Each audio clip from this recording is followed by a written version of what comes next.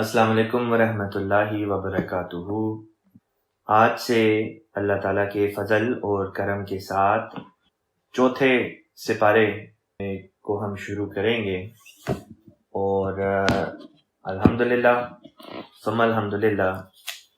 سورہ آل عمران کی اب تک کی جو آیات ہم پڑھ چکے ہیں ان کے جو کل تعداد بنتی ہے ان آیات کی، وہ بنتی ہے 92، یعنی کہ سورہ آل عمران کی آیت نمبر 92 تک کا ہم مطالعہ کر چکے ہیں، اور آج چونکہ چوتھا سپارہ شروع ہو رہا ہے اور یہ آیت نمبر 93 یعنی 93 آیت سے شروع ہوتا ہے، اور یہیں سے نیا رکوع بھی شروع ہو رہا ہے، تو لہٰذا سب سے پہلے اس رکوع کی تلاوت کرتا ہوں اور پھر انشاءاللہ تعالیٰ آج کے مضمون۔ اعوذ باللہ من الشیطان الرجیم، بسم اللہ الرحمن الرحیم، لن تنالوا البر حتى تنفقوا مما تحبون وما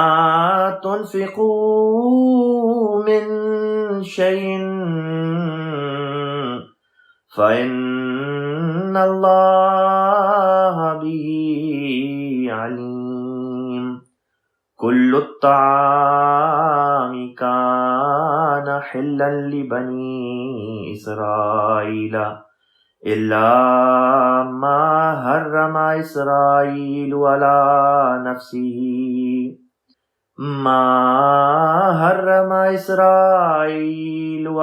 نفسه من قبل أن تنزل التوراة، قل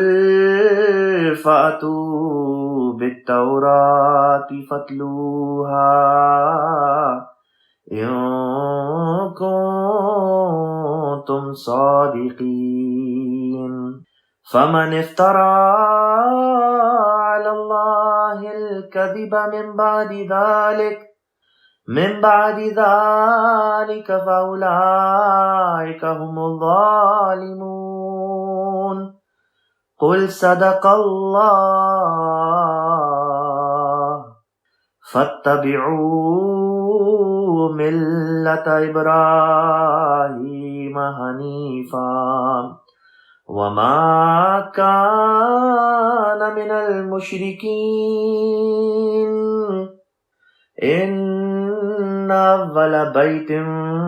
وضع للناس للذي ببكة مباركا وهدى للعالمين، فيه آيات بينات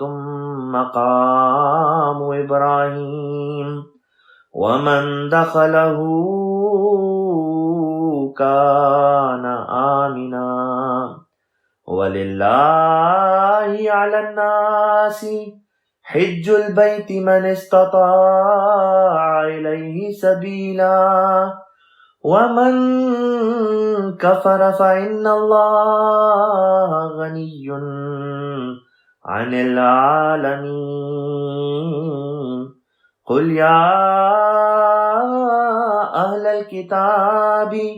لم تكفرون بآيات الله والله شهيد على ما تعملون، قل يا أهل الكتاب لم تصدون عن سبيل الله من آمن تبغونها عوجا وأنتم شهداء وما الله بغافل عما تعملون، يا أيها الذين آمنوا إن تطيعوا فريقا من الذين أوتوا الكتاب يردوكم بعد ایمانکم کافرین وَكَيْفَ تَكْفُرُونَ وَأَنْتُمْ تُتْلَى عَلَيْكُمْ آيَاتُ اللَّهِ وَفِيكُمْ رَسُولُهُ وَمَنْ يَعْتَصِمْ بِاللَّهِ فَقَدْ هُدِيَ إِلَى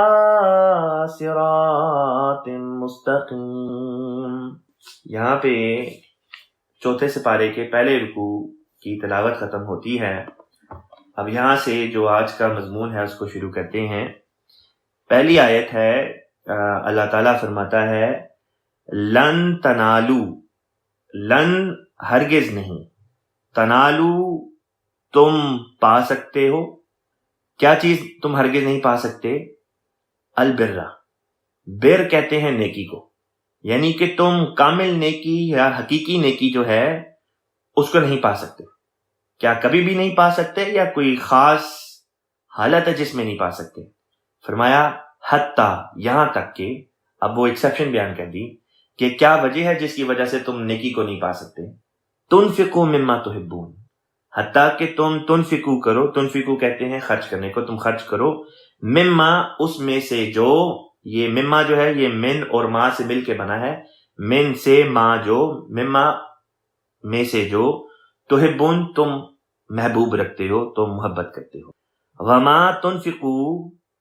اور جو تم خرچ کرتے ہو، من شیئن کسی چیز میں سے،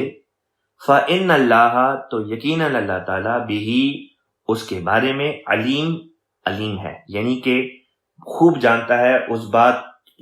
کی گہرائی، اس بات کی پاتال تک سے اللہ تعالیٰ کی ذات جو ہے وہ واقف ہے۔ اس آیت پر جب حضرت خلیفۃ المسیح رابع رحمہ اللہ تعالیٰ نے درس دیا تو آپ نے بیان فرمایا کہ دیکھو تم حقیقی نیکی کے متلاشی ہو، تم کوشش کرتے ہو کہ تمہیں نیکی مل جائے، لیکن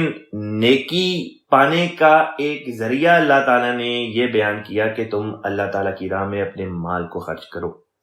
یہاں پہ خرچ کرنے سے مراد حضور نے مال، سب سے پہلے مال لیا کہ اللہ تعالیٰ نے ہر انسان کو جو مال دیا ہے وہ خدا نے دیا ہے، بس اس مال میں سے جو اللہ تعالیٰ نے تمہیں عطا کیا ہے، اگر تو وہ چیز تم خدا کی راہ میں دیتے ہو جو بچا کچا ہے، جس طرح جب انسان کھانے کے دسترخوان پر بیٹھتا ہے اور کھانا کھاتا ہے تو بعض دفعہ بعض روٹی کے ٹکڑے بچ جاتے ہیں، اور انسان وہ روٹی کے ٹکڑے اٹھا کے کبھی پرندوں کے آگے رکھ دیتا ہے، کبھی کتے بلیوں کے سامنے رکھ دیتا ہے۔ تو اگر تو جو ہمارے مال میں سے ہمارے استعمال کے بعد کچھ بچ جائے وہ ہم خدا کی راہ میں پیش کر رہے ہیں تو اللہ تعالیٰ اس بات کو جانتا ہے، وہ قربانی نہیں متصور ہو سکتی، وہ خدا کی راہ میں خرچ کرنا متصور نہیں ہو سکتا۔ پھر سوال یہ پیدا ہوتا ہے کہ خدا کی راہ میں خرچ کرنا کس چیز کا نام ہے؟ خدا کی راہ میں خرچ کرنا اس بات کا نام نہیں کہ جو بچ جائے وہ اللہ کی راہ میں دے دیں، یا جس طرح حضور نے ایک اور مثال دی کہ جو کپڑے بوسیدہ ہو جاتے ہیں، پھٹ جاتے ہیں، پرانے ہو جاتے ہیں یا بالکل ہی گھس جاتے ہیں، ان کو انسان کسی دوسرے انسان کو اگر ڈونیٹ کر دے کہ یہ اس کے کام آ جائیں گے تو یہ جو ہے یہ اس کی مدد کرنا بہرحال نہیں ہوتا، یہ ڈونیشن نہیں ہوتی، یہ تو جو چیز آپ نے گاربیج کرنی تھی، آپ نے جو پھینکنی تھی وہ آپ نے اٹھا کے کسی اور کو دے دی۔ اصل بات تو تب ہے کہ جب آپ ایک نئی چیز لیں تو وہ نئی چیز اٹھا کے کسی کو دے دیں، تب بنتی ہے یہ ڈیفینیشن قربانی کی۔ اسلام کی تاریخ پر جب ہم نظر ڈالتے ہیں تو اسلام کے ابتدائی دور میں، یعنی کہ وہ دور جو رسول پاک صلی اللہ علیہ وسلم اور خلفائے راشدین کا دور ہے، جب اس دور کی طرف نظر اٹھا کے دیکھتے ہیں تو ہمیں دکھائی دیتا ہے کہ چونکہ اس وقت تک معاشرے میں غلام اور لونڈیوں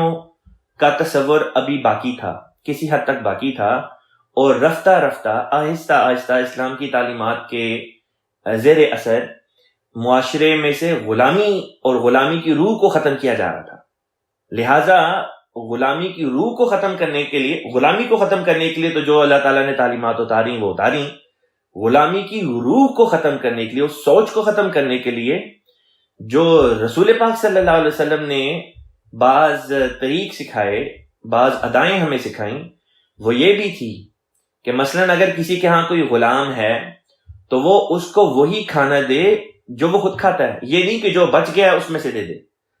بلکہ فرمایا جو تم کھاتے ہو وہی اس کو دو، اگر بہتر نہیں دے سکتے تو۔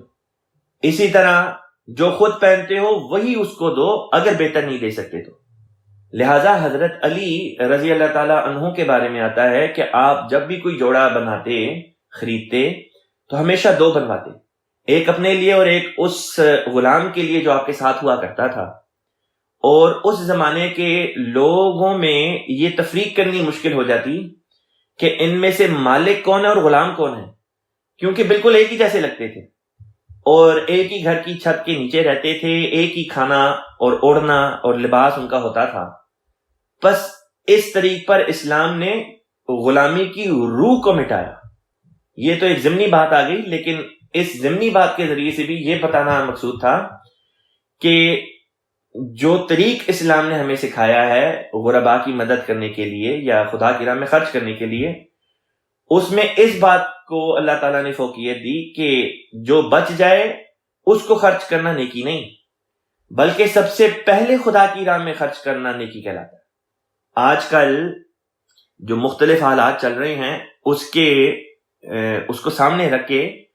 اس آیت کے اوپر بات کرنی عین جو ہے وقت کی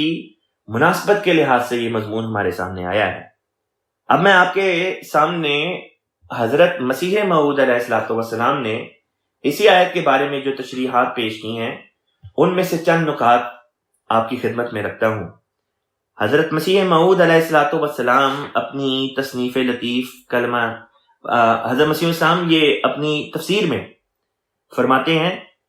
مال کے ساتھ محبت نہیں چاہیے۔ اللہ تعالیٰ فرماتا ہے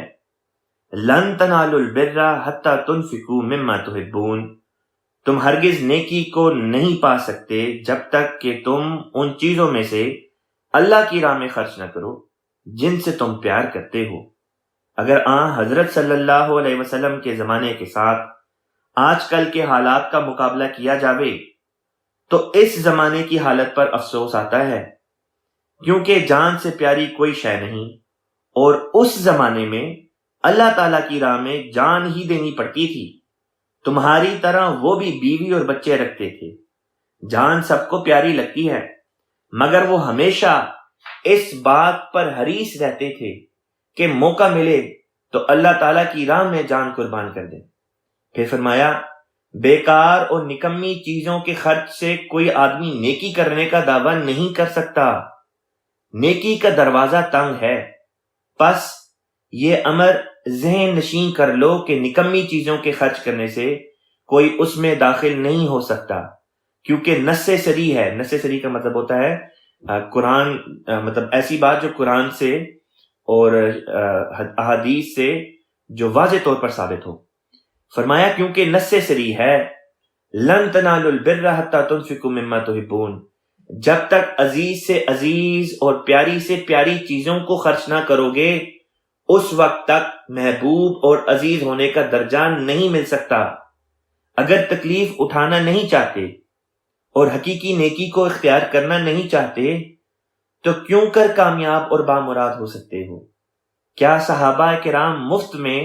اس درجے تک پہنچ گئے جو ان کو حاصل ہوا؟ دنیاوی خطابوں کے حاصل کرنے کے لیے کس قدر اخراجات اور تکلیفیں برداشت کرنی پڑتی ہیں، تو پھر کہیں جا کر ایک معمولی خطاب جس سے دلی اطمینان اور سکینت حاصل نہیں ہو سکتی ملتا ہے۔ پھر خیال کرو کہ رضی اللہ عنہم کا خطاب جو دل کو تسلی اور قلب کو اطمینان اور مولا کریم کی رضامندی کا نشان ہے، کیا یوں ہی آسانی سے مل گیا ہے؟ پھر فرمایا بات یہ ہے کہ خدا تعالیٰ کی رضامندی جو حقیقی خوشی کا موجب ہے حاصل نہیں ہو سکتی جب تک عارضی تکلیفیں برداشت نہ کی جائیں۔ خدا ٹھگا نہیں جاتا۔ مبارک ہیں وہ لوگ جو رضائے الہی کے حصول کے لیے تکلیف کی پرواہ نہ کریں، کیونکہ ابدی خوشی اور دائمی آرام کی روشنی اس عارضی تکلیف کے بعد مومن کو ملتی ہے۔ دنیا میں انسان مال سے بہت زیادہ محبت کرتا ہے، اسی واسطے علم تعبیر الرؤیا میں لکھا ہے کہ اگر کوئی شخص دیکھے، یعنی خواب میں دیکھے کہ اس نے جگر نکال کر کسی کو دیا ہے تو اس سے مراد مال ہے، یعنی یہی وجہ ہے کہ حقیقی اتقا یعنی حقیقی تقوی اور ایمان کے حصول کے لیے فرمایا لن تنالوا البر حتى تنفقوا مما تحبون، حقیقی نیکی کو ہرگز نہ پاؤ گے جب تک کہ تم عزیز ترین خرچ نہ کرو گے، کیونکہ مخلوق الہی کے ساتھ ہمدردی اور سلوک کا ایک بڑا حصہ مال کے خرچ کرنے کی ضرورت بتلاتا ہے، اور ابنائے جنس اور مخلوق الہی کی ہمدردی ایک ہی شے ہے۔ پھر فرمایا کہ اس میں چندہ دینے اور مال صرف کرنے کی تاکید اور اشارہ ہے۔ یہ آخری فقرہ میں ایک دفعہ دوبارہ پڑھ دیتا ہوں۔ فرمایا اس میں یعنی اس آیت میں چندہ دینے اور مال صرف کرنے کی تاکید اور اشارہ ہے۔ اب میں آپ کی خدمت میں ایک ایسی بات رکھنے لگا ہوں جو حضرت خلیفۃ المسیح رابع رحمہ اللہ تعالیٰ نے ترجمۃ القرآن کلاس میں بیان فرمائی، اسی آیت کا جس کا ہم ذکر کر رہے ہیں۔ اس سے پچھلی آیت میں بھی اللہ تعالیٰ نے ذکر کیا تھا کہ روز قیامت میں، یعنی جب تمام انسان وفات پا چکے ہوں گے اور روحوں کو ایک دفعہ پھر زندہ کیا جائے گا اور خدا کے حضور پیش کی جائیں گی، تو اس وقت اگر کوئی اپنی جان کو بچانے کے لیے خدا تعالی سے نجات کا جو تحفہ ہے، نجات کو حاصل کرنے کے لیے، نجات پانے کے لیے اگر کوئی شخص اللہ تعالیٰ کے حضور میں اس دن اگر مل الارض یعنی زمین کے جتنا، زمین بھری ہوئی زمین جتنا بھی سونا اگر پیش کرے تو تب بھی وہ اس کو کچھ فائدہ نہیں پہنچا سکے گا۔ پہلی چیز تو یہ کہ یہ ممکن ہی نہیں کہ کوئی وہاں پہ کوئی مال لے کے جا سکے، لیکن اگر ممکن ہوتا تب بھی وہ اس کو کوئی فائدہ نہیں دے سکتا تھا، کیونکہ اس جہاں کی کرنسی اور ہے۔ اس جہاں کی کرنسی کیا ہے؟ نیکیاں، جو ہم نے اس جہاں میں کی۔ بس انہی نیکیوں میں سے ایک بہت بڑی نیکی جس کا ذکر اللہ تعالیٰ نے قرآن پاک میں فرمایا، انفاق فی سبیل اللہ ہے، یعنی خدا کی راہ میں مال کو خرچ کرنا۔ خلیفۃ مسیح رابع رحمہ اللہ فرماتے ہیں کہ انفاق فی سبیل اللہ کسی چھوٹی نیکی کا نام نہیں ہے، ایک ایسی بڑی نیکی کا نام ہے کہ قرآن پاک میں جہاں جہاں اللہ تعالیٰ نماز کا ذکر فرماتا ہے، ساتھ ساتھ اللہ تعالیٰ انفاق فی سبیل اللہ کا بھی ذکر فرماتا چلا جاتا ہے، اور ہمیں یہ سمجھایا کہ یہ دونوں نیکیاں ہیں، اور یہ نہیں ہو سکتا کہ تم نماز کی طرف تو توجہ دو اور انفاق فی سبیل اللہ کی طرف توجہ نہ دو، یا یہ کہ انفاق فی سبیل اللہ کی طرف تو توجہ دو لیکن نماز کی طرف توجہ نہ دو۔ پھر یہ بھی سمجھایا کہ یہ ایسی نیکی ہے جس کے ذریعے سے کئی گناہ اللہ تعالیٰ بخش دیتا ہے، خطائیں بخش دیتا ہے، کمزوریاں دور کر دیتا ہے۔ بس بہت بڑی کامیابی کی کلید، چابی اللہ تعالیٰ نے ہمیں ہمارے ہاتھ میں پکڑا دی۔ اور پھر جب ہمیں اگلی آیت کی طرف لے کے گیا جہاں سے چوتھا سپارہ شروع ہوتا ہے، تو اس میں فوراً فرما دیا کہ تم نیکی جو اگلے جہاں کی کرنسی ہے اس کو تم کما ہی نہیں سکتے جب تک اللہ کی راہ میں اپنے مال کو خرچ نہ کرو۔ اب دنیا کے چاہے جس کونے میں بھی احمدی ہوں، احمدی مسلمان بستے ہوں، وہ جانتے ہیں کہ اس مہینے کے آخر پر ہمارے چندے کا جو سال ہے، لازمی چندہ جات کا سال، وہ ختم ہونے کو آ رہا ہے۔ ہم میں سے کئی ہیں جنہوں نے وعدہ جات لکھوائے ہیں کہ ٹھیک ہے ہماری یہ انکم بنتی ہے، ہم اس کے مطابق اپنا چندہ ادا کریں گے۔ کئی ہیں جو سال کے آخر تک کا انتظار کرتے ہیں، کئی ہیں جو بعض کسی وجوہات کی وجہ پر ٹالتے رہتے ہیں آخری وقت تک۔ اب جب آخری وقت آ گیا ہے تو اس کے باوجود کئی لوگ ہیں جنہوں نے ابھی تک اپنا چندہ ادا نہیں کیا۔ میرا کام کسی کی جیب سے زبردستی پیسے نکال کر جماعت کے حضور پیش کرنا نہیں ہے، میرا کام لوگوں کو توجہ دلانا۔ بعض لوگوں نے خلیفۃ المسیح رابع رحمہ اللہ تعالیٰ کی خدمت میں خطوط لکھے کہ حضور آپ چندے کے بارے میں بار بار تحریک کرتے ہیں، بار بار توجہ دلاتے ہیں، غیر احمدی اعتراض کریں گے کہ جماعت احمدیہ میں ہر وقت چندے کے بارے میں باتیں ہوتی ہیں۔ تو خلیفۃ مسیح رابع رحمہ اللہ تعالیٰ نے جو اس شخص کو جواب دیا وہ یہ تھا کہ اللہ تعالیٰ قرآن پاک میں بار بار خدا کی راہ میں خرچ کرنے کی طرف توجہ دلاتا ہے، تو جس کام کی طرف اللہ توجہ دلاتا ہے ہم نے بھی تو اسی کام کی طرف توجہ دلانی ہے۔ بس جو ہمارا فرض منصبی ہے اس سے ہم پیچھے نہیں ہٹ سکتے. لہٰذا وہ لوگ جو اس بات کو باعث اعتراض بنا لیتے ہیں کہ چندے کے بارے میں کیوں تحریک بار بار کی جاتی ہے، ان کا جواب تو خود قرآن پاک میں اللہ تعالیٰ نے دے دیا. پھر بعض ایسی طبیعتیں ہوتی ہیں جن کو یاد دہانی کی ضرورت پڑتی ہے. میں اگر اپنی مثال پیش کر کے بات کرنا چاہوں تو میں یہ کہوں گا کہ مجھے خود کئی کاموں کے لیے بار بار یاد دہانی کی ضرورت پڑتی ہے. میرے ذہن سے بات نکل جاتی ہے. کبھی مجھے اپنے پاس کوئی نوٹ لکھنا پڑتا ہے، کبھی کوئی الارم لگانا پڑتا ہے، کبھی کوئی یاد دہانی کے لیے میں کبھی اپنی بیگم کو کہہ دیتا ہوں، کبھی کسی کو کہہ دیتا ہوں کہ مجھے یاد کرا دینا. تو بعض لوگ ہوتے ہیں جو میری طرح کے ہوتے ہیں، ان کو بار بار یاد دہانی کی ضرورت پڑتی ہے. بس یاد دہانی کرانا کوئی بری بات نہیں، ہاں اس یاد دہانی سے فائدہ نہ اٹھانا وہ بری بات میں شامل ہو جائے گا. بس اب اللہ تعالیٰ ہمیں پکار کر کہہ رہا ہے کہ کون ہے جو حقیقی نیکی کمانا چاہتا ہے اللہ تعالیٰ کی راہ میں اپنے مال کو خرچ کر کے. اور مال کو خرچ کرنے سے مراد میں بتا چکا ہوں کہ یہ نہیں کہ جو کچھ بچ گیا ہے بچے کچھ ٹکڑے خدا کی راہ میں پیش کرنا نیکی نہیں ہو سکتا. وہ تو ہم جانوروں کے آگے پھینک دیا کرتے ہیں، پرندوں کے آگے ڈال دیا کرتے ہیں. کیا نعوذ باللہ من ذالک ہماری نظر میں، ہمارے دلوں میں خدا کی یہ شان ہے کہ جو بچے کچے ٹکڑے ہوں ہماری کمائی میں سے ہم وہ خدا کے حضور پیش کریں؟ ہرگز نہیں. خدا کی تو یہ شان ہے کہ ہمیں چاہیے کہ ہم تو سب کچھ، یہاں تک کہ اپنی جان، مال، عزت، وقت، آل اولاد، سب کچھ خدا تعالیٰ کے قدموں میں لا کے رکھ دیں. لیکن چونکہ ہر کسی کا وہ ایمان نہیں ہوتا کہ وہ سب کچھ خدا کی راہ میں قربان کرنے کو تیار ہو، لہٰذا کم از کم یہ تو کر سکتے ہیں کہ جو شرع کے مطابق خلیفہ وقت کی طرف سے ہمیں یاد دہانی کرائی جاتی ہے، ہم سب سے پہلے چندے کی صورت میں اس کو جماعت کو پیش کر دیں، خدا تعالیٰ کے حضور پیش کر دیں کہ لے اے ہمارے مولا کریم، سب سے پہلے جو تیرا حق تھا وہ ہم نے ادا کر دیا. اب اگر اس کے نتیجے میں ہماری کچھ ضروریات پوری نہ بھی ہو سکے تو تو ہمارا متکفل ہے، تو ہمارا کفیل ہو جا، تو ہماری ضروریات کو پورا کر.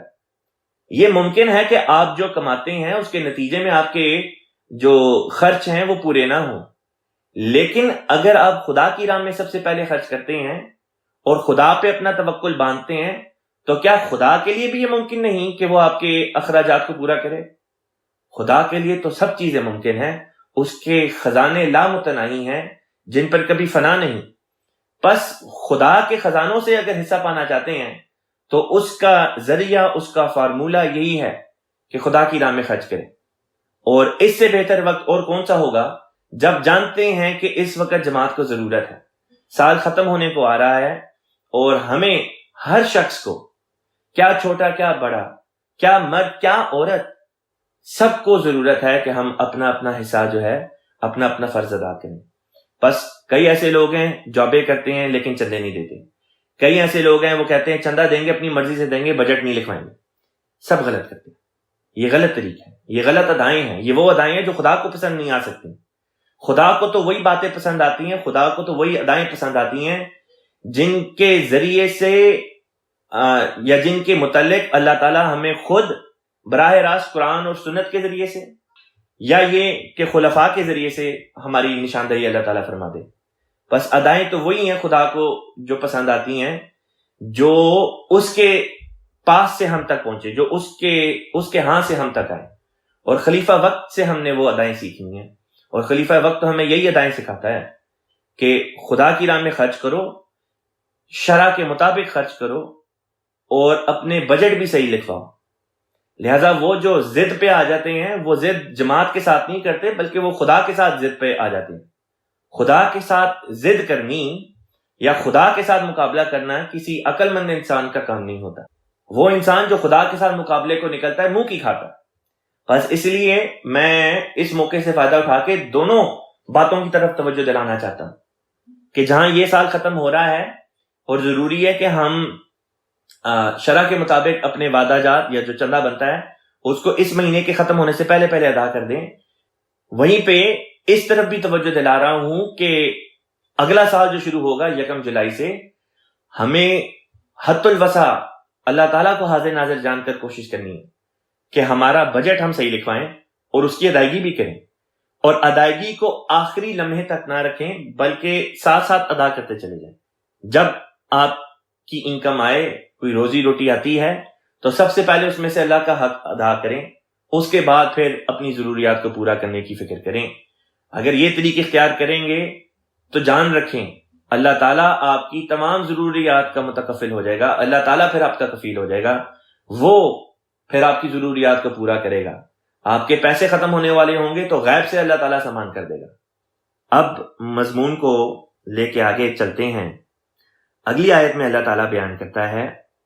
کل الطعامی، کل کا مطلب ہوتا ہے تمام، الطعام کھانے، کل الطعامی تمام کھانے، کانا ہلن، کانا تھے، ہلن حلال، ہر قسم کا کھانا جو تھا وہ حلال تھا، لی بنی اسرائیل، بنی اسرائیل کے لیے، اللہ سوائے ما حرما جو حرام قرار دیا، اسرائیل خطاب ہے حضرت یعقوب علیہ الصلوۃ والسلام کا،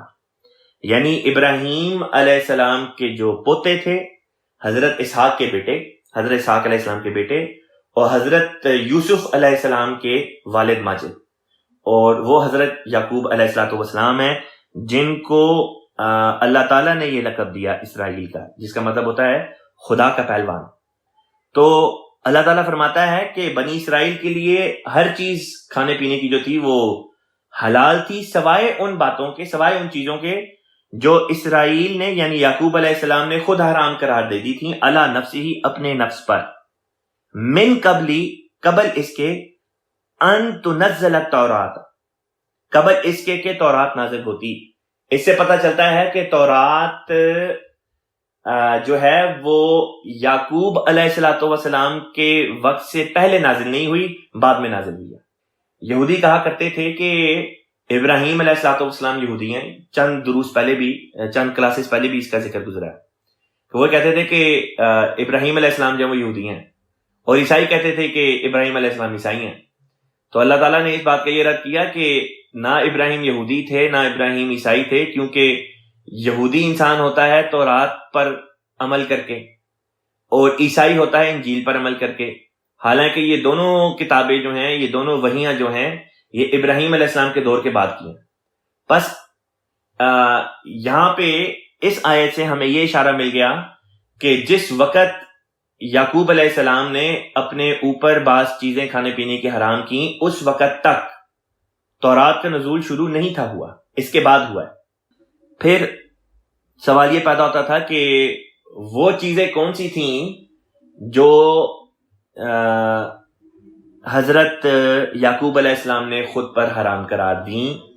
اور وہ کون سی چیزیں تھیں جو اس سے پہلے حرام نہیں تھیں۔ حضرت خلیفۃ مسیح رابع رحمہ اللہ تعالیٰ نے بیان فرمایا کہ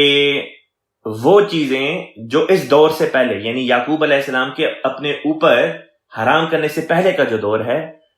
اس دور کے بارے میں اس آیت سے یہ نتیجہ نکلتا ہے کہ اس وقت تک ہر چیز حلال تھی کھانے پینے کے لحاظ سے، یعنی حلال سے مراد یہ کہ اس کی ممانعت نہیں کی، ابھی اللہ تعالیٰ کی طرف سے کسی چیز کو منع نہیں تھا کیا گیا، چاہے وہ شراب تھی، چاہے وہ سور کا گوشت تھا، جو بھی تھا اس کی تفصیل میں جائے بغیر ہر چیز اس وقت سے پہلے منع نہیں تھی کی گئی۔ پھر یعقوب علیہ الصلوۃ والسلام آتے ہیں، یعقوب علیہ السلام کی طبیعت بعض چیزوں کے متعلق خود ہی یہ محسوس کرتی ہے کہ ان چیزوں کا میں نے استعمال نہیں کرنا، لہٰذا وہ اپنے اوپر ان چیزوں کو حرام کرا دیتے تھے کہ میں خود ان چیزوں کا استعمال اپنے اوپر بند کرتا ہوں، اور ان چیزوں کے بارے میں یہ کہنا کہ میں ان کو طبی طور پر اپنے اوپر حرام قرار دیتا ہوں، یا یہ کہ ان کا استعمال اب میں نہیں کروں گا، یا ان کا استعمال مجھے پسند نہیں، وہ باتیں اللہ تعالیٰ کی مشیت، اللہ تعالیٰ کی مرضی کے عین مطابق بیٹھتی ہیں، اور انہی چیزوں کو پھر اللہ تعالیٰ جب تورات نازل ہوتی ہے تو اس میں اللہ تعالیٰ کہتا ہے کہ یہ باتیں ہیں، یہ چیزیں ہیں جو تم پر حرام ہیں، اور وہ وہی چیزیں تھیں جو حضرت یعقوب علیہ الصلوۃ والسلام نے اپنے اوپر حرام قرار دی۔ اب وہ کیا چیزیں تھیں؟ اگر بائبل کا مطالعہ کیا جائے تو وہ پتہ چل جاتا ہے، اس میں خاص جانوروں کی قسم ہے، اس میں سور بھی ہے، پھر اسی طریقے سے شراب کی ممانعت بھی آ گئی۔ اب یہ سوال پیدا ہوتا ہے کہ اگر ایک چیز حلال تھی یعقوب علیہ السلام سے پہلے، تو کیا اس کا یہ مطلب ہے کہ جو پہلے انبیاء گزرے ہیں انہوں نے شراب کا استعمال بھی کیا ہوگا یا سور کا استعمال بھی کیا ہوگا؟ بات یہ ہے کہ ایک چیز کا حلال ہونا یا حرام قرار نہ دیا جانا، اس سے یہ نتیجہ نکال لینا کہ لازمی طور پہ ان انبیاء نے جو پہلے گزرے انہوں نے ان چیزوں کا استعمال بھی کیا ہوگا، یہ نتیجہ غلط ہے۔ بات یہ کہ اس بارے میں ہمیں اللہ تعالیٰ نے علم دیا ہی نہیں کہ ان انبیاء نے ان چیزوں کا استعمال کیا کہ نہیں کیا۔ عین ممکن ہے کہ کوئی نبی کسی ایسے علاقے میں ہو جہاں پہ یہ چیزیں تھیں ہی نہیں، پھر یہ بھی ممکن ہے کہ یہ چیزیں ہوں لیکن ان کو ان چیزوں کے استعمال کا موقع نہ ملا ہو، پھر یہ بھی ممکن ہے کہ یہ چیزیں بھی موجود ہوں اور استعمال کا موقع بھی ملا ہو لیکن انہوں نے پھر بھی استعمال نہ کیا ہو، یعنی کہ موقع تو تھا استعمال کرنے کا، کھانے یا پینے کا ان چیزوں کو، لیکن ان کی فطرت نے پسند نہیں کیا اور انہوں نے اس سے انحراف مطلب ان چیزوں سے دور ہو گئے۔ واضح طور پہ لیکن جس نبی کے بارے میں یہ آتا ہے کہ انہوں نے اپنے اوپر ان چیزوں کو حرام قرار دے دیا، وہ یعقوب علیہ السلام، اور یہاں سے پھر آگے ایک دور چلتا ہے ان چیزوں کے حرام قرار دیے جانے کا جن کا پھر ذکر شریعت میں باقاعدگی کے ساتھ آ گیا۔ لہٰذا یہ ایک نہایت ہی گہرا مضمون ہے، نہایت دلچسپ مضمون ہے، اور خلیفۃ مسیح رابع رحمہ اللہ تعالیٰ نے تو باقاعدہ دنیا بھر کے احمدی مسلمان ریسرچرز کو اس طرف دعوت دی کہ آپ آئیں اور اس میدان میں تحقیق کریں اور اپنی تحقیق کو دنیا کے سامنے پیش کریں۔ مجھے اس بارے میں کوئی مضمون جو ہے مل نہیں سکا جو کسی احمدی ریسرچر نے اس بارے میں پبلش کرایا ہو، عین ممکن ہے کرایا ہو لیکن مجھے نہیں مل سکا جس میں اس تحقیق کا ذکر ہو جس کی طرف خلیفۃ مسیح رابع رحمہ اللہ تعالیٰ نے توجہ دلائی تھی۔ خیر، مضمون کو آگے لے کے چلتے ہیں۔ اللہ تعالیٰ بیان فرماتا ہے قل، تو کہہ دے، یہاں پہ کہنے سے مراد مخاطب اللہ تعالیٰ رسول پاک صلی اللہ علیہ وسلم کی ذات کو کر کے فرماتا ہے کہ اے محمد صلی اللہ علیہ وسلم تو کہہ دے، فَأْتُو کا مطلب ہوتا ہے کہ لے آؤ، یہ عطا سے لفظ نکلا ہے اور مطلب ہوتا ہے کہ لے کر آؤ۔ فَأْتُو پس لے آؤ، بالتوراتی تورات کو، فتلوہا پھر اس کی تلاوت کرو، یعنی اس کو پڑھ لو، پڑھ کے دیکھ لو، ان کنتم صادقین اگر تو تم سچے ہو۔ یہ ٹکڑا آیت کا اس وجہ سے آیا ہے کہ بعض لوگ یہ کہتے تھے کہ جو مسلمان کہتے ہیں کہ فلاں چیز حرام ہے اور فلاں چیز حرام ہے، یہ کس طرح سے حرام ہو گئی؟ تو اللہ تعالیٰ نے فرمایا کہ جن چیزوں کے بارے میں اللہ فرما رہا ہے کہ یہ چیزیں کھانے پینے کے لحاظ سے حرام ہیں، یہ خود تورات میں بھی تو لکھی ہیں کہ یہ حرام ہے، بس اپنی کتاب کو لے کر آ جاؤ اور ہمارے سامنے آ کے اس کو پڑھ کے دیکھ لو، جو باتیں ہم کہہ رہے ہیں تمہیں ہو بہو وہی بات اپنی کتاب میں بھی دکھائی دے گی۔ بس اس سے یہ بات بھی ثابت ہوتی ہے کہ وہ اہل کتاب جو رسول پاک صلی اللہ علیہ وسلم کے وقت میں تھے جانتے تھے کہ ان کی کتابوں میں یہ باتیں لکھی ہیں لیکن عمل نہیں تھے کرتے، یا یہ بھی ممکن ہے کہ بعض ان میں سے نہ جانتے ہوں کہ ان کی کتابوں میں کیا لکھا ہے جس کی وجہ سے وہ بے راہ روی کا شکار ہوں، لیکن جو بھی بات تھی اس بات کے نتیجے میں ان کے اوپر اعتراض ضرور پڑتا ہے کہ اپنی ہی تعلیمات سے یا ناواقفیت کا اعتراض پڑے گا یا اپنی تعلیمات کو چھوڑ کر ان سے انحراف کرنے کا اعتراض ان کے اوپر پڑے گا۔ اب یہی وہ لوگ ہیں جن کے ساتھ ہمارا واسطہ اس دور میں پڑتا ہے، اہل کتاب۔ اب ہم جس ملک میں رہتے ہیں یا جس یہ مغربی ممالک کا میں ذکر کر رہا ہوں خاص طور پہ، تو یہاں پہ ایک بھاری اکثریت ان اہل کتابیوں کی ہے، عیسائیوں کی ہے یا یہودیوں کی ہے۔ لہذا جب ہم دیکھتے ہیں کہ عیسائی جو ہیں وہ، یا عیسائی ماحول کو جب ہم دیکھتے ہیں یا اس ماحول کو دیکھتے ہیں جس میں زیادہ تر اہل کتابیوں کی تعداد پائی جاتی ہے، تو یہ معاشرہ ان کے اثر کے تحت ہے۔ لہٰذا کئی ایسے لوگ ہوتے ہیں، کئی مسلمان ہوتے ہیں کہ اپنے ملکوں میں تو اسلام کی تعلیمات پر عمل کر رہے ہوتے ہیں، لیکن جب ان ملکوں میں آتے ہیں تو ان لوگوں کے اثر و رسوخ کے تحت آ کے اپنی تعلیمات کو چھوڑنے لگتے ہیں۔ بعض لوگ کہتے ہیں کہ ان ملکوں میں آ کے آپ کو ان جیسا ہونا پڑے گا، آپ کو ان کے کلچر کے مطابق، آپ کو ان کی تعلیمات کے مطابق اپنے آپ کو ڈھالنا پڑے گا۔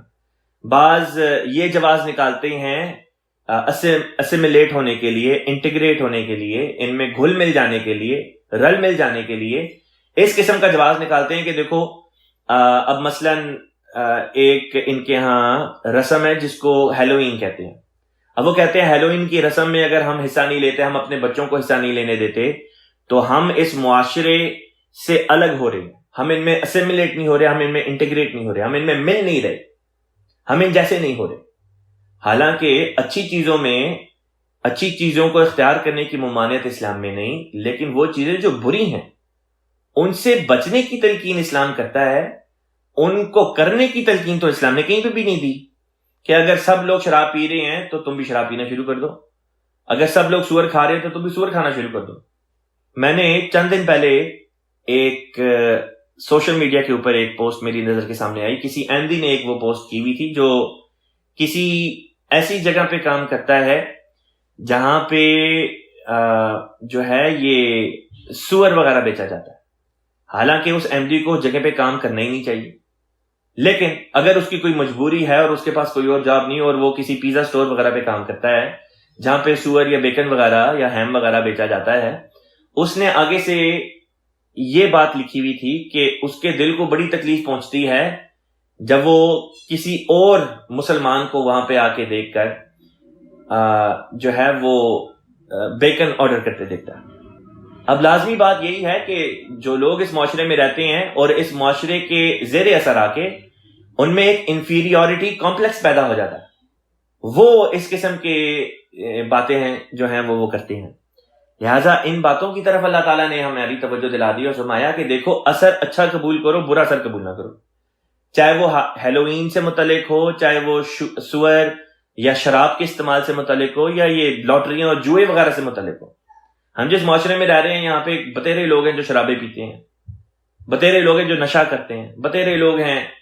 جو لڑائی جھگڑے کرتے ہیں. ہمیں تو یہی تعلیم دی گئی ہے کہ ہم نے ان باتوں کو ماننا ہے, ان پر عمل کرنا ہے جن کی طرف خدا ہمیں پکارتا ہے, نہ کہ وہ باتیں جن کی طرف ہمیں یہ معاشرہ پکار رہا ہے. بس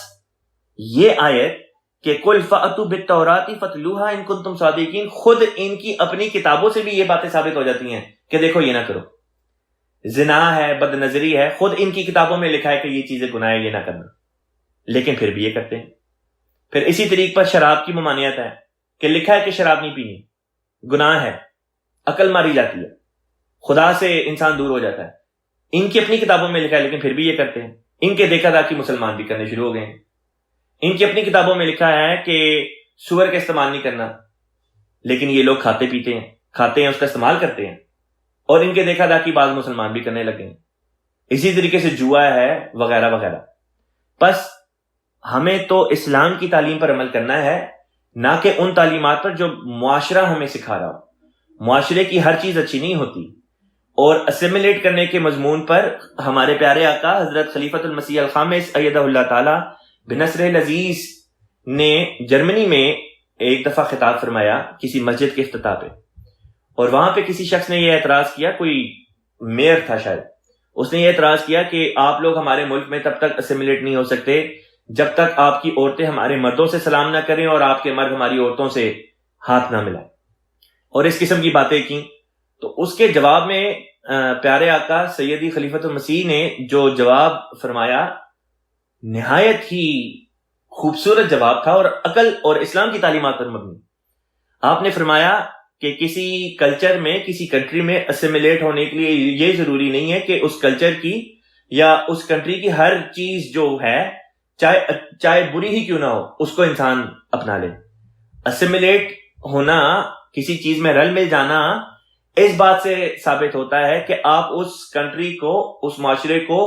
پازیٹیولی کس طرح افیکٹ کر رہے ہیں, اس میں کس طرح کنٹریبیوٹ کر رہے ہیں. لہٰذا آپ نے فرمایا ہمارے احمدی ہیں وہ ڈاکٹر بنتے ہیں اور اس ملک کی خدمت کرتے ہیں. ہمارے احمدی ہیں جو فوج میں بھرتی ہوتے ہیں, پولیس میں بھرتی ہوتے ہیں اور اس ملک کی خدمت کرتے ہیں. ہمارے احمدی ہیں جو ٹیچر بنتے ہیں اور ایجوکیشن کا جو سیکٹر ہے اس میں جا کے خدمت کرتے ہیں. تو خدمت کرنے کا جو اصل طریق ہے وہ یہ ہے, اور ان ذرائع کے ذریعے سے انسان کنٹری کے لیے مثبت وجود کے طور پر ابھرتا ہے, اور اس کو اصل اسیمیلیشن کہتے ہیں, نہ کہ اس چیز کو کہ ایک دوسرے سے گلے بھی ملا جائے اور جو اپوزٹ جینڈر ہیں ان کے ساتھ ہاتھ بھی ملایا جائے. یہ تو سطحی چیزیں ہوتی ہیں, اور ان سے انسان اسیمیلیٹ نہیں ہوتا. انسان اسیمیلیٹ انٹیگریٹ اپنی خدمات کے ذریعے سے ہوتا ہے, اور خدمات کا جہاں تک تعلق ہے, جماعت احمدیہ جس ملک میں بھی ہو اس ملک کی خدمت کرنے میں, اس ملک کے لوگوں کی خدمت کرنے میں صف اول میں شمار ہوتی ہے. اب آگے چلتے ہیں. اللہ تعالیٰ بیان فرماتا ہے فمن افترا, پس جو افترا جھوٹ بولے یا جھوٹ گھڑے, اللہ اللہ کے خلاف, اللہ کے خلاف یا اللہ پر, من بعد ذالک بعد اس کے, فاولئک هم الظالمون, تو یہی وہ لوگ ہیں جو ظالم ہیں. یعنی ان باتوں کو وضاحت کے ساتھ بیان کر دینے کے بعد اگر کوئی خدا کے اوپر جھوٹ بولتا ہے تو وہ ظالم ہے۔ یہاں پہ ایک مثال اس آیت کو سمجھانے کے لیے جو دی جا سکتی ہے وہ یہ ہے کہ عیسائیت کی مثال لے لیں۔ حضرت عیسیٰ علیہ الصلوۃ والسلام کے ساتھ عیسائیت کو منسوب کیا جاتا ہے، حالانکہ عیسائیت اپنی ذات میں کوئی مذہب نہیں تھا بلکہ یہودیت ہی کے ایک فرقے کا نام تھا۔ انہی میں سے ایک جماعت تھی جس کا نام جو ہے وہ فرقہ عیسائیت کہہ لیں، لیکن لوگوں نے اس کو بگاڑ دیا، اور عیسیٰ علیہ الصلوۃ والسلام کوئی نئی تعلیم نہیں تھی لے کر آئے، بلکہ وہی تعلیمات جو موسیٰ علیہ السلام کو دی گئی تھیں، جو تورات کی تعلیمات تھیں، آپ نے وہی تعلیمات لوگوں کے سامنے پیش کیں، اور ان پر جو مرور زمانہ یعنی زمانے کے ساتھ ساتھ علماء نے قسم قسم کی غلط تشریحات چڑھا دی تھیں، اپنی طرف سے باتیں ایڈ کر دیں یا نکال دیں،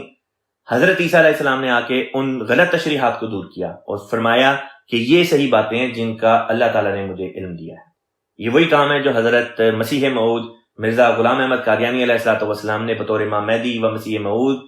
امت مسلمہ میں قرآن شریف کی خدمت میں کام کیا،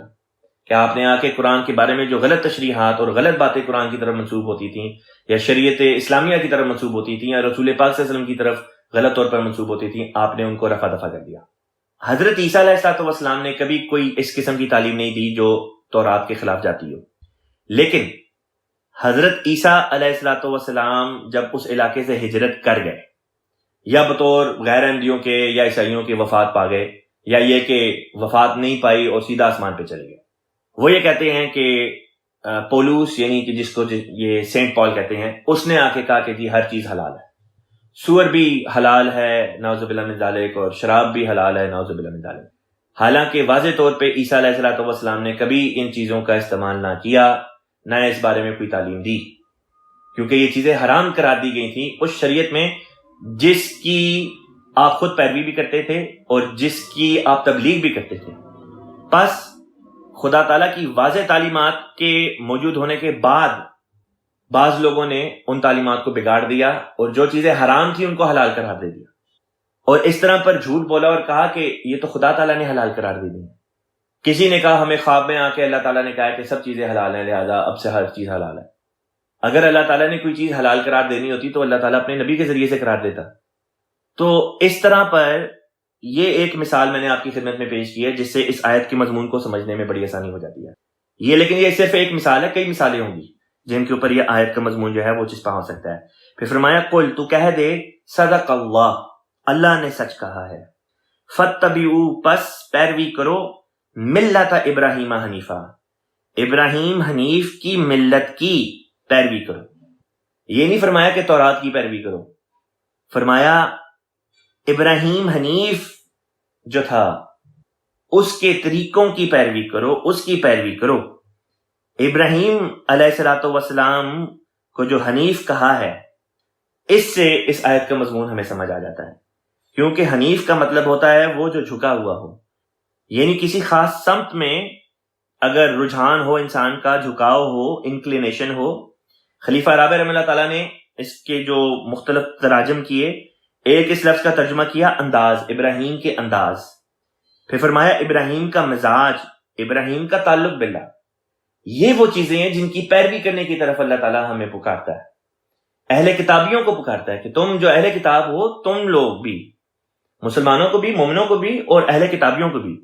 فرمایا کہ ملت ابراہیم کی پیروی کرو جو حنیف تھا، اس کے تعلق باللہ کی ادائیں دیکھو کہ خدا کی خاطر اپنے بیٹے کو، اکلوتے بیٹے کو قربان کرنے کے لیے تیار ہو گیا۔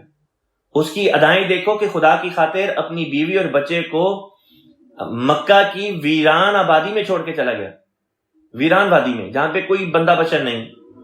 کوئی پانی کا کوئی ذخیرہ نہیں، کوئی کھانے پینے کا انتظام نہیں، کوئی پیڑ نہیں، کوئی درخت نہیں، کچھ بھی نہیں، خدا کی خاطر وہاں پہ چھوڑ کے چلا گیا۔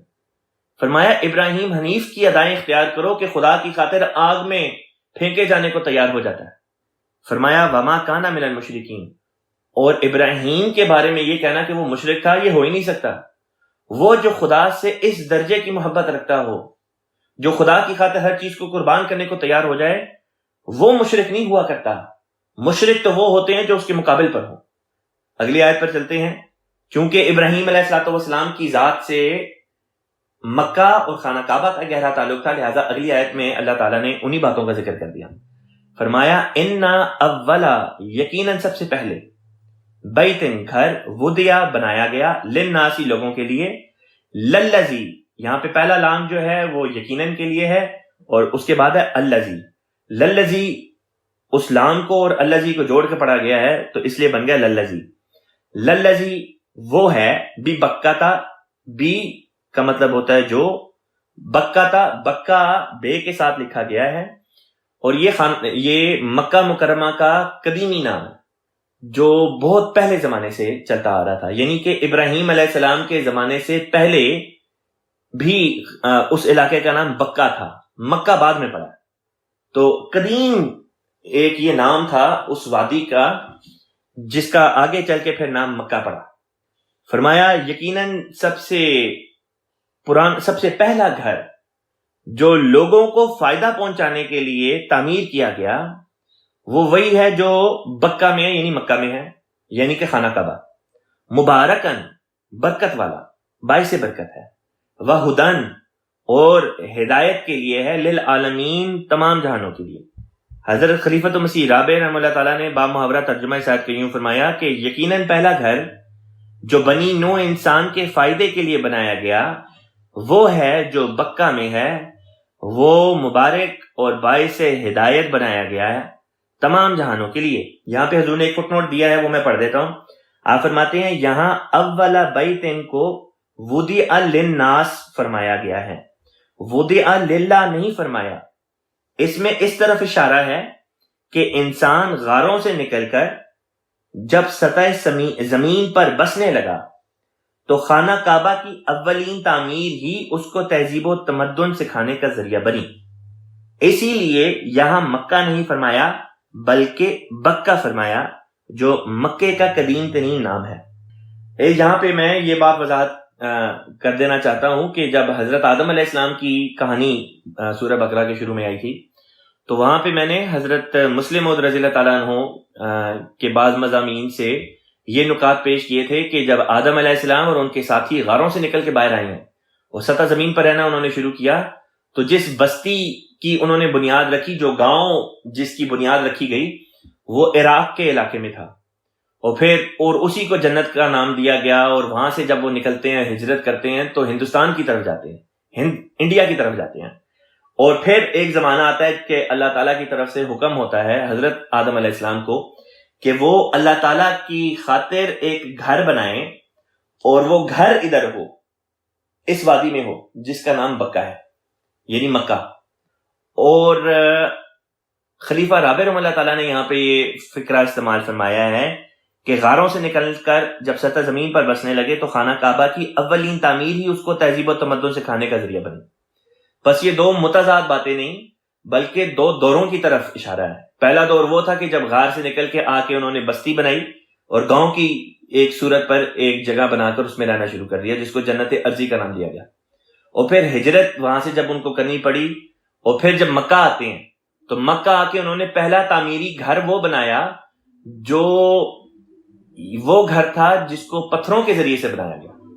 اس سے پہلے جو گھر بنائے گئے تھے وہ بنائے گئے تھے جو اسٹرا میٹس وغیرہ تھے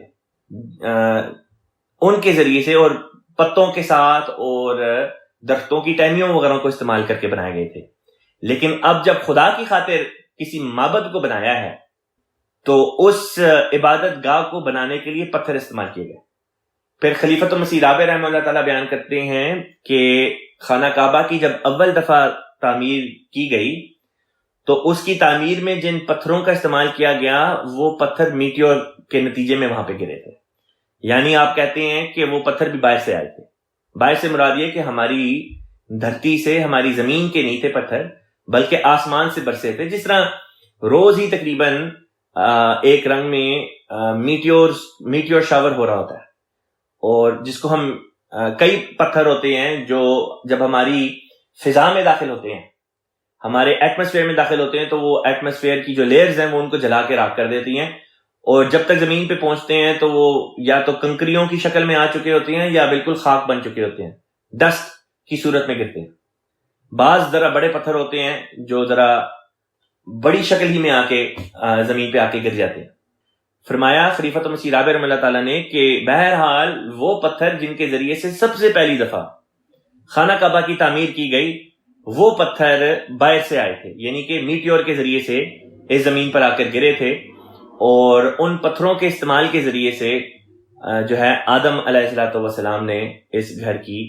تعمیر کی۔ اب آگے چلتے ہیں، اگلی آیت میں فرمایا فیہ آیات بینات، اس میں آیات بینات ہیں، آیات نشانیاں، بینات کھلی کھلی، کہ اس میں کھلے کھلے نشانات ہیں۔ اب وہ کھلے کھلے نشانات کیا ہیں اس کی وضاحت اگلے فقرے سے کر دی، مقام ابراہیم، کہ وہ کھلے کھلے نشان یہ ہیں کہ مقام ابراہیم۔ اب مقام ابراہیم اور مقام ابراہیم یہ دو الگ چیزیں ہیں۔ وہ لوگ جو حج یا عمرے کو جا چکے ہیں وہ جانتے ہیں کہ خانہ کعبہ کے پاس ایک جگہ ہے جہاں پہ حضرت ابراہیم علیہ السلام کے پاؤں کے قدموں کے نشان ہیں، اور اس کے ارد گرد انہوں نے ایک جنگلہ سا کھڑا کر دیا ہوا ہے، اور اس کو وہ مقام ابراہیم کہتے ہیں۔ یعنی وہ جگہ کہ جب ابراہیم علیہ السلام خانہ کعبہ کی نئے سرے سے تعمیر کر رہے تھے، یعنی پہلی دفعہ تو آدم علیہ السلام کے ذریعے سے ہوا، لیکن ابراہیم علیہ السلام اور آدم علیہ السلام کے زمانے میں تقریباً نانا کر کے بھی کوئی تقریباً 1,500-2,000 سال کا وقفہ بنتا ہے، عرصہ بنتا ہے، تقریباً 2,000 سال کا۔ تو 2,000 سال کا عرصہ گزر جانے کے نتیجے میں وہ گھر جو آدم علیہ السلام نے کھڑا کیا تھا وہ بالکل گر چکا تھا، اور سوائے چند لکیروں کے، چند پتھروں کے، اور کوئی چیز وہاں پہ باقی نہ تھی۔ لہٰذا ابراہیم علیہ السلام کو جب اللہ تعالیٰ نے اسماعیل علیہ السلام اور حضرت ہاجرہ کو مکہ چھوڑنے کی طرف رہنمائی فرمائی خواب کے ذریعے سے، تو وہ اسی وجہ سے تھی کہ دوبارہ سے خانہ کعبہ کو قائم کیا جائے، تعمیر کیا جائے۔ لہٰذا ابراہیم علیہ السلام آتے ہیں، اور جب اسماعیل علیہ السلام کچھ بڑے ہو گئے تو آ کے پھر اپنے بیٹے کے ساتھ دوبارہ سے خانہ کعبہ کی تعمیر کرتے ہیں۔ اور خانہ کعبہ کی حضرت ابراہیم علیہ السلام جب تعمیر کر رہے تھے تو جس مقام پر کھڑے ہو کے، جس جگہ کھڑے ہو کے آپ اس کی عمارت کو بنا رہے تھے، تعمیر کر رہے تھے، اس جگہ کا نام مقام ابراہیم رکھا گیا۔ رسول پاک صلی اللہ علیہ وسلم اور حضرت ابو بکر صدیق رضی اللہ تعالیٰ عنہ کے زمانے تک تو مقام ابراہیم جو ہے وہ بالکل خانہ کعبہ کے ساتھ تھا، لیکن چونکہ اس کی وجہ سے جو حاجی تھے ان کو بعض دقتیں ہوتی تھی، کیونکہ اب مسلمانوں کی تعداد کافی بڑھ چکی تھی، اور حج پہ یا عمرے پہ بہت تعداد میں لوگ آتے تھے، لاکھوں کی تعداد میں۔ تو طواف کو آسان کرنے کے لیے حضرت عمر رضی اللہ تعالیٰ عنہ نے جو مقام ابراہیم تھا، مقام ابراہیم، ان کو وہاں سے کچھ فاصلے پہ منتقل کر دیا تاکہ بیچ میں لوگوں کے طواف کرنے کی آسانی سے جگہ بن جائے۔ لہٰذا اب جو لوگ وہاں پہ جاتے ہیں، میں خود بھی گیا ہوا ہوں، تو وہ خانہ کعبہ سے کچھ فاصلے پہ ہے، بالکل اس کے ساتھ جڑ کے نہیں وہ وہاں پہ رکھا ہوا انہوں نے پتھر کی جو سلہ ہے۔ اب یہاں پہ خلیفۃ مسیح رابع رحمہ اللہ تعالیٰ نے ایک بہت ہی خوبصورت مضمون بیان فرمایا۔ آپ نے فرمایا کہ یہاں پہ اللہ تعالیٰ نے لفظ مقام میم پہ زبر کے ساتھ استعمال فرمایا ہے، میم پہ پیش کے ساتھ مقام نہیں فرمایا۔ مقام کہتے ہیں جگہ کو، ظاہری مکان یا ظاہری جو جگہ ہوتی ہے، اور مقام کہتے ہیں مرتبے کو۔ بس یہاں پہ اللہ تعالیٰ نے ہمیں یہ سبق دیا کہ یہ جو مبارک اور ہدایت ہے خانہ کعبہ میں، خانہ کعبہ کے ساتھ منسلک، مکہ کے ساتھ منسلک، اگر ان سے فائدہ اٹھانا ہے اور ان آیات بینات سے فائدہ اٹھانا ہے تو مقام ابراہیم میں داخل ہو جاؤ۔ مقام ابراہیم کیا ہے؟ وہ مرتبہ جو ابراہیم علیہ السلام کا مرتبہ تھا، اور وہ مرتبہ وہی ہے جس کا ذکر پیچھے ایک آیت میں گزر چکا ہے کہ ابراہیم حنیف تھے۔ ہر وقت ان کا رجحان، ان کا جھکاؤ اللہ تعالیٰ کی مرضی کے مطابق رہا کرتا تھا۔ وہ اس بات کی، جسے کہتے ہیں نا، ٹو میں لگے ہوتے تھے، اس بات کی ان کو ہر وقت چاہ ہوتی تھی، اس بات کی ہر وقت خواہش ہوتی تھی کہ وہ کوئی ایسا کام کرے جس سے خدا کی رضا ان کو حاصل ہو جائے۔ ہر وقت ان کا اٹھنا بھی، بیٹھنا بھی، کھانا بھی، پینا بھی، سونا بھی، ہر چیز میں خدا کی مرضی جو ہے وہ منظور نظر ہوا کرتی تھی۔ بس فرمایا کہ اگر تو برکتیں حاصل کرنی ہے، ہدایت پانی ہے، تو ابراہیم کا جو مقام ہے، اس کا جو درجہ ہے، اس کو پانے کی کوشش کرو۔ آگے فرمایا وَمَن دَخَلَهُ كَانَ آمِنًا، اور جو اس میں داخل ہو گیا امن میں آ گیا، یعنی جو ابراہیم والے مقام میں آ گیا اس کو امن مل جائے گا۔ بعض لوگ کہتے ہیں کہ کیا اس سے یہ مراد لی جائے کہ ابراہیم علیہ السلام کا جو درجہ ہے اس پہ جو آ جائے گا اس کو امن ملے گا، خانہ کعبہ یا مکہ یا حرم میں جو آئے گا اس کو امن نہیں مل سکتا۔ تو خلیفہ رابع رحمہ اللہ تعالیٰ نے اس کا یہ جواب دیا کہ یہ بات غلط ہے، کیونکہ خانہ کعبہ یا مکہ مکرمہ کا حرم کہلانا اور حرم ہونے کی وجہ سے وہاں پہ امن دیا جانا وہ قرآن پاک کی دوسری آیات سے ثابت ہے۔ پھر آپ نے فرمایا کہ مزید تحقیق سے یہ بات بھی ثابت ہوتی ہے کہ مقام میم کے زبر کے ساتھ جگہ کے لیے بھی استعمال ہوتا ہے، لیکن اس کا اصل مطلب جو ہے وہ مرتبہ ہی ہے، اور مقام میم کے پیش کے ساتھ جب آتا ہے تو اس سے مراد صرف جگہ ہوتی ہے، اور یہاں پہ میم کے زبر کے ساتھ اللہ تعالیٰ نے بات بیان کی، لہٰذا اول مطلب یہاں پہ ابراہیم علیہ الصلوۃ والسلام کا جو درجہ ہے وہ مراد ہوگی، اور ثانوی طور پہ یہ بھی مطلب دیا جا سکتا ہے کہ جو اس جگہ پر آ جائے، یعنی جو حرم ہے، جو مکہ ہے، جو خانہ کعبہ ہے، جو اس جگہ پہ داخل ہو جاتا ہے اس کو بھی امن مل جاتا ہے۔ پھر آپ نے ایک بات بیان کی، یعنی خلیفہ رابع رحمہ اللہ تعالیٰ نے، آپ بیان کرتے ہیں کہ دیکھو ہمارے ہی دور میں، یعنی کہ پچھلے 1-2 صدیوں کے اندر ہی یہ بات ہوتی ہے کہ اب جو خاندان اس وقت مکہ مدینہ پر، سعودی عرب پر مسلط ہے، یعنی آل سعود، انہی کے آباء و اجداد آج سے کوئی 100-150 سال پہلے تک برطانوی حکومت کے وقت میں وہاں پہ لوٹ مار کرتے تھے، اور مکے میں بھی لوٹتے تھے لوگوں کو۔ حالانکہ مکے کے بارے میں تو اللہ تعالیٰ فرماتا ہے جو یہاں پہ داخل ہوگا حرم میں کانا آمنا، وہ تو امن میں آ جائے گا، لیکن لوگوں کو تو کوئی امن وہاں پہ نہیں تھا ملتا۔ پس وہ معنی کرنے پڑیں گے جس سے اس آیت کے اوپر کسی قسم کا کوئی حرف نہ آتا ہو۔ پس اصل طور پہ تو وہ معنی بنتے ہیں جو ابراہیم علیہ السلام کے درجے کی طرف اشارہ کرتے ہیں، کہ جو اس درجے میں آ گیا اس کو امن مل جائے گا۔ جس طرح ابراہیم علیہ السلام کو اللہ تعالیٰ نے آگ سے امن عطا کر دیا، آگ ان کا کچھ بھی بال بھی بیکا نہ کر سکی، تو یہ مطلب ہے ومن دخلہ کان آمنا کا۔ پھر فرمایا وللہ، اور اللہ کے لیے ہے، علی الناس، لوگوں پر فرض۔ علی الناس کا مطلب ہوتا ہے لوگوں پر، مراد ہوگی لوگوں پر فرض ہے خدا کی خاطر، حج البیت، گھر کا، اس گھر کا یعنی خانہ کعبہ کا حج کرنا، من استطاع، من جو استطاعت رکھے، الیہ، اس کی طرف، سبیلا، سفر کرنے کی یا اس راستے کی جو استطاعت رکھے۔ یہاں پہ حضرت مسیح موعود علیہ السلام نے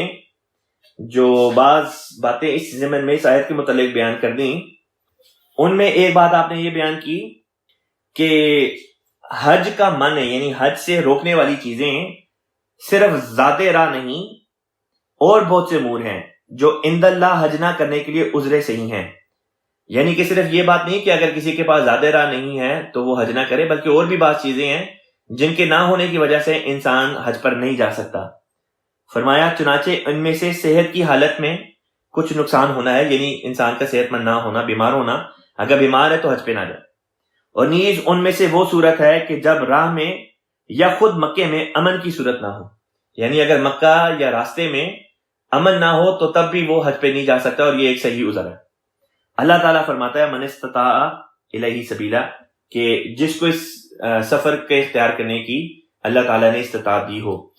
اس سے وہ اعتراض دور ہو جاتا ہے جو غیر احمدی حضرت مسیح موعود علیہ السلام پر کرتے ہیں۔ وہ کہتے ہیں کہ مسیح موعود علیہ السلام سچے نبی کس طرح ہو سکتے ہیں، آپ نے حج نہیں کیا۔ حالانکہ پہلی بات اس میں یہ یاد رکھنے والی ہے کہ 1,24,000 انبیاء ہوئے ہیں، ان میں سے کتنے ہیں جن کے بارے میں یہ کہہ سکتے ہیں کہ حج کیا؟ ہر نبی کے حج کا ذکر بھی نہیں آتا۔ پس جب 1,24,000 انبیاء کی صداقت کا انہوں نے اعتراف کر لیا، یہ جانتے ہوئے بھی کہ سب نے حج نہیں کیا، ہمیں علم ہی نہیں ہے کہ کتنوں نے کیا کتنوں نے نہیں کیا، تو اس چیز کو کسی نبی کی صداقت کا معیار بنانا غلط معیار ہے۔ دوسری بات جو یاد رکھنے والی ہے، خود قرآن سے، ہماری شریعت سے یہ بات ثابت ہو جاتی ہے کہ اگر یہ وجوہات ہوں تو ایسا شخص جو ہے اگر حج پہ نہ جائے تو یہ اس کا بالکل صحیح عذر ہے۔ حضرت مسیح موعود علیہ السلام بیمار بھی تھے، لیکن بیماری کو قطع نظر آپ کے لیے قتل کے فتوے، کفر کے فتوے آپ کے خلاف مکہ سے بھی لیے گئے۔ مولوی محمد حسین بٹالوی جس نے پورے ہندوستان کا دورہ کر کے 200 کے قریب علماء کا فتویٰ اکٹھا کیا تھا حضرت مسیح موعود علیہ السلام کے خلاف، اس نے مکہ مدینہ سے بھی علماء کے فتوے منگوائے تھے، تو وہاں کے علماء نے بھی حضرت مسیح موعود علیہ السلام کی جان کے خلاف فتوے دیے اور قتل کے فتوے دیے۔ تو ایسی صورت میں حضرت مسیح موعود علیہ السلام جب آپ کے لیے نہ سفر کا وہاں پہ سیکیورٹی تھی، امن تھی، اور نہ ہی مکے میں کوئی آپ کے لیے امن تھا. آپ کس طرح حج پہ جا سکتے تھے؟